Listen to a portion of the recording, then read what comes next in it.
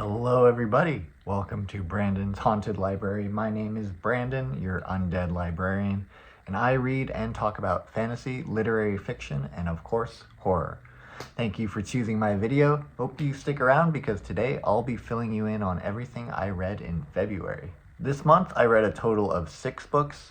This includes books from Black women authors including Tananarive, Octavia Butler, and Toni Morrison in recognition of Black History Month. And in terms of genre, I read 3 horror books, 1 science fiction, 1 romance, and 1 classic piece of literary fiction. I'll talk about each in order of my favorites of the month, starting off with my least favorite. First is a book published last year that got a lot of love online.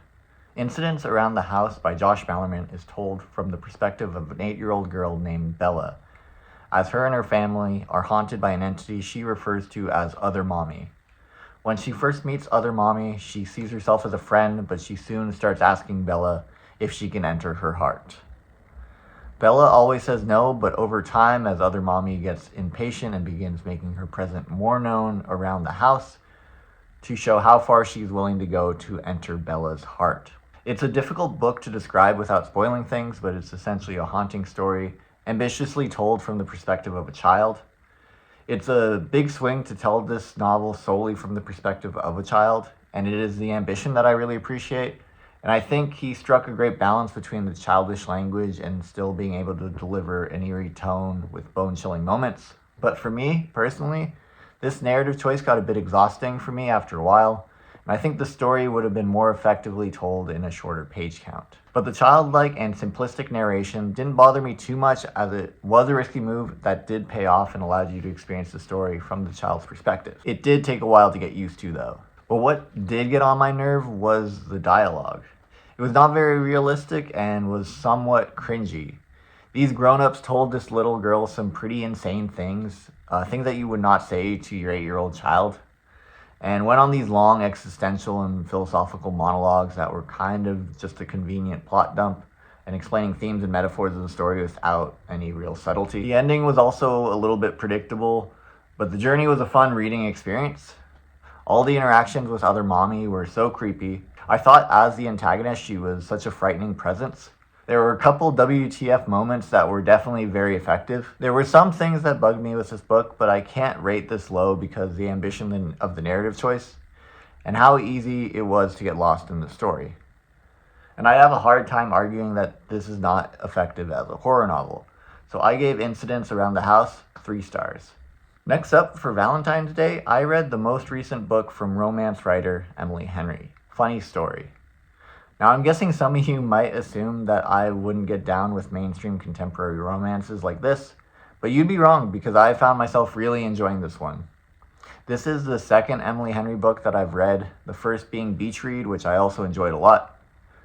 Funny Story centers on Daphne, a children's librarian who is brutally dumped by her fiancé, and he decides instead to marry his childhood sweetheart. She's given a week to move out of their shared apartment, and funny story, she decides to move in with her ex-fiance's new fiance's recent ex-boyfriend, a carefree and lovable stoner named Miles.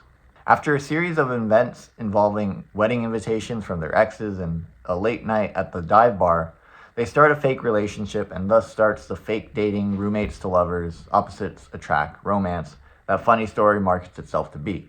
Something I think that Emily Henry does well from the couple books I've read is toe the line between a cute rom-com of the relationship that centers her novels while still having characters with depth and introspection independent of the romance. Her witty humor and flirtatious dialogue is certainly endearing and enjoyable to those that love these types of stories, but I think there's a lot more to Funny Story. It is a book that I would consider cozy, well, whatever that actually means, but there is some deeper sadness in this. It is a love story that originates from the deep cuts of heartbreak. It's a character-driven book that shows the despair and eventual self-discovery of both Daphne and Miles, who both learn to be vulnerable again despite their defense mechanisms, trying to protect them from the hurt of their recent heartbreak. Daphne finds herself in a new town with no friends after she uprooted her life to be with her fiancé. And in this isolating state, she starts reckoning with her own identity and sense of self. But luckily, she has her new roommate Miles to help her. who can intimately share in her feelings of heartbreak and isolation, while being incredibly endearing and relatable throughout. Both characters were so relatable and easy to root for. As people get older, the struggle to make friends does become more difficult. That can be for a variety of reasons, but this book really gives hope that it is worth it to open up and let people in despite how jaded and heartbroken doing so has made you in the past. Funny Story has an infectious romantic comedy charm, but for me, it's the character study and deeper themes of identity, heartbreak, and relationship that set this book apart. I gave Funny Story 4 stars. Next up, I read Adulthood Rites, which is the second book in Octavia Butler's Xenogenesis trilogy. The book was published in 1988 and is set in the years after the end of Dawn, the first book, which finds humanity saved from self-destruction by an alien race called the Oankali. Adulthood Rites picks up with the humans returning to Earth, and the story follows a boy named Akin, who is the first male construct born to a human mother. This means that he is the result of mating between the Oankali aliens and humans. He looks indistinguishable from a human baby, but he has the immense intellect of the Oankali. He is kidnapped from his village by human resistors and must grow up with humans that refuse the Oankali's help. Through this, he learns to understand humanity as well as understand himself as a human-alien hybrid. I was really impressed with this book because it provides a new perspective compared to Dawn and takes on some different themes of the human-Oankali relationship, as this book is in a way a coming-of-age novel. I did not quite enjoy this as much as I did Dawn, but wow, this was incredible. It has all the fascinating biotechnology that was introduced in Dawn, with living organic spaceships and synthetic cultivation of Earth's food, but it's elaborated further. It's definitely a book and a series that would appeal to fans of hard science fiction. The world building is just insane. Some of the best I have read in science fiction. The progression of the plot and its pacing did drag a bit for me in the middle section of this book, but for me, what I absolutely loved is the moral dilemmas and questions. A major theme of this novel and the series as a whole is a question of if humanity is inherently doomed for self-destruction due to our hierarchical structures and intelligence to create technology to extinct ourselves.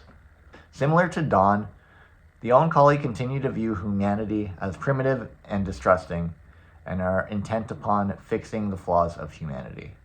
But the Oankali are definitely not as benevolent as it might sound, especially exemplified by the events of the first book. They have their own hierarchical structures despite shunning humanities, and they implement terrible reproductive practices on the human.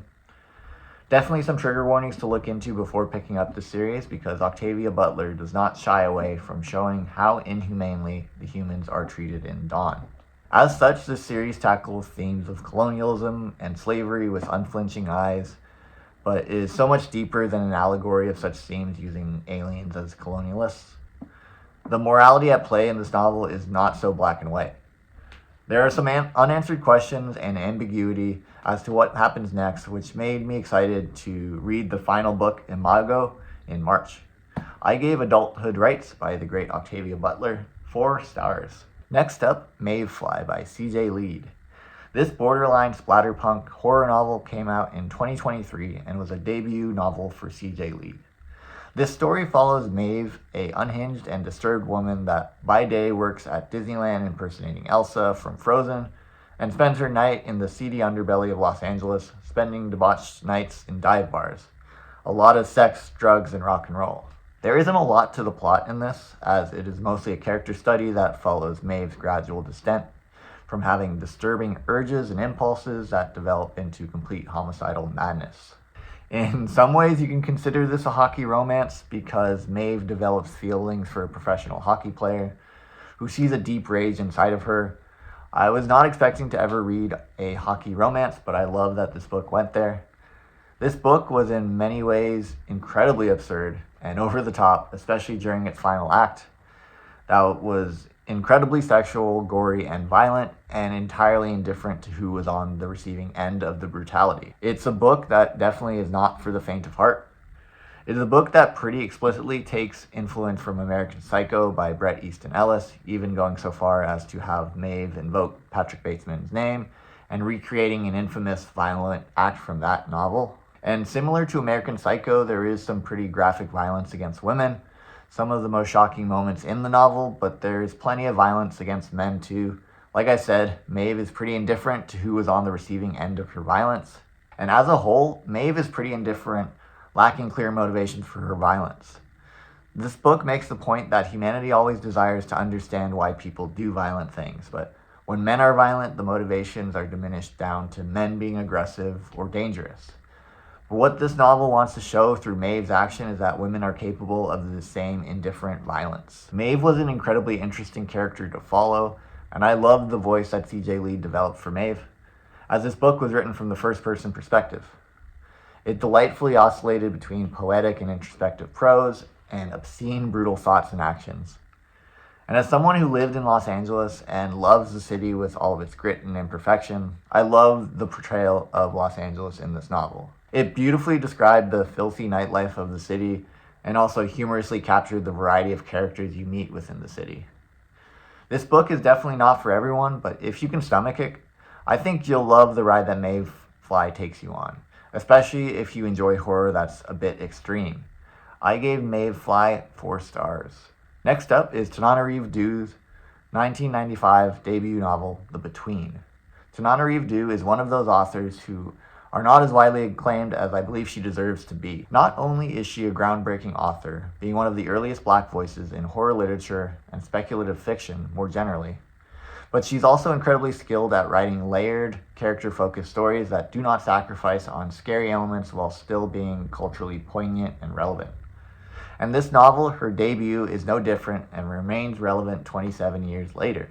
It is a book that involves racism and racial violence and weaves in some spirituality of the African diaspora, but I would not say that this is a story about race. It is simply the environment that surrounds the story. The story follows Hilton and his wife Dee Dee and their 2 children. They've been together for a while and have had a lot of success in couples therapy earlier in their marriage. Hilton is a social worker at a drug rehab clinic, and Dee Dee just became the only Black judge in Miami-Dade County's circuit court. Life has been pretty good until a violent man begins sending racist threats to Dee Dee. At the same time, Hilton begins suffering from nightmares which increasingly struggle to distinguish from reality. And with this plot, the horror is lightly sprinkled throughout to keep the reader on edge, covering the real horrors of the racist man threatening Hilton's family and the horror of the unknown origins of Hilton's nightmares. Throughout the book, there is uncertainty as to what is causing Hilton's hallucinatory dreams. Du skillfully plants theories into the reader's minds that it might be supernatural and tied to a near-death experience from his childhood, but this is presented against more rational causes such as stress, sleep deprivation, or some type of psychotic disorder. The mental health diagnoses are presented through talks that Hilton has with Raoul throughout the book, his former therapist turned close friend, but Hilton is stubborn to accept help. Hilton is such a well-developed character that is deeply flawed and thus incredibly believable given the circumstances he's under. He's a character barely gripping onto reality, and he changes throughout the novel and begins treating his wife and his kids more poorly as the story progresses. Reading this book feels like a prolonged nervous breakdown as we watch Hilton's grip on reality disintegrate, and you as a reader are made to constantly question what is real. I took away some interesting commentary on masculinity, one with Hilton's stubbornness to get help when options are presented, and also his relationship with his friends. Raoul, his former therapist, is physically affectionate with him than others, which makes Hilton uncomfortable, and he attributes to cultural differences as Raoul is Puerto Rican. Du is giving us a layered image of masculinity and fatherhood, with how Hilton's perceived selflessness and strength is actually damaging his relationships with his families in ways that are isolating and toxic. His struggles to separate work from family life and his hesitance in accepting help is actually putting an unfair burden on his wife and family. Tananarive Du is a master of her craft, and this turned out to be one of the most original horror stories I've read in a while. I think it is also a book that can be enjoyed by readers who do not typically read horror or genre fiction. It isn't particularly scary, and the novel is grounded by its complex characters and impressive execution of themes of marriage, grief, racism, and mental illness. This is a brilliant novel, especially considering this was only her debut. I gave The Between 4.5 stars. Finally, my favorite book of the month comes from one of my all-time favorite novelists. Song of Solomon is the fourth book that I have read from the great Toni Morrison, and I have fallen in love with every book that I've read from her. Every novel of hers that I've read has had a lasting impression on me, and Song of Solomon is no exception. I'm always floored by her ability to craft human stories that are richly layered and profoundly moving. To put it simply, this is a coming-of-age story, but to call it just that would be an oversimplification. There's so much depth to this novel that I will entirely fail to explain the symbolism, literary or biblical allusions that make this one of the greatest American novels. I very likely am missing a lot on this first read, and it is surely a book worthy of rereading to reveal new layers of meaning, much like most of Morrison's work. This took me a while to read and is often my experience with Toni Morrison. I found myself pausing frequently to absorb the weight of her words and the deeper meaning behind them and reflect on them. Song of Solomon is the story of a black man living in segregated America.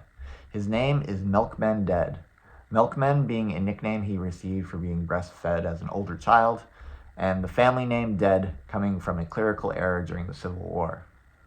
This story seems very interested in the significance of names, with most characters having peculiar though significant names, hinting at their history, destiny, or identity. It is also a story interested in history, both personal and collective, and how messy it can be. As a result, it does not follow a structured plot, but instead blends stories of Milkman's family throughout the novel, and how they are involved in the making of the man that Milkman becomes. Milkman is not happy with his life, and lives with general indifference, until he decides to go on a journey to find some lost family treasures, and through this journey learns to understand himself, his race, and his history. Much of this journey, as I understand, is supposed to take reference to Homer's Odyssey, which I'm familiar with from high school literature, but I'm so far removed from it to provide any additional insight on this. However, the themes of a man's journey towards self-discovery is a timeless one, and Morrison masterfully tells it in her own way. It is a dense novel, but is in no way inaccessible. Beyond its layers, it's a simple yet compelling story of family and community, with beautiful lyrical prose that Toni Morrison is known and celebrated for. It is this balance that makes her work so powerful. She invites readers to engage deeply while still providing a story that is engaging and rewarding at face value. Song of Solomon is a book that will linger in my mind for a while. In the end, there is no way I could not give Song of Solomon 5 stars. And that's all the books I read in February. Thank you so much for hanging out with me and watching my video. If you enjoyed it, consider liking and subscribing so you don't miss my next video. Until next time, feel free to drop a comment below and let me know your thoughts on any of these or whatever books you've been loving lately. As always, stay spooky, and I'll see you in the next video.